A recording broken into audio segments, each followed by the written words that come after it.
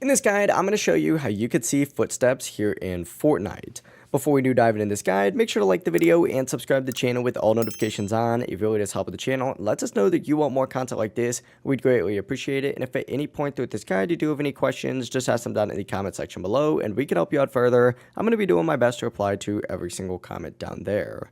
But say you're, playing without sound or you just want an extra advantage, here's what you're going to want to do. First things first, go ahead and open up your settings, and from your settings, go ahead and navigate to this little bar right here to pull up your game settings themselves. From here, up at the top, go ahead and navigate to the audio tab and scroll down on this tab until you do see the option for visualize sound effects. And what you're going to want to go ahead and do is turn this on.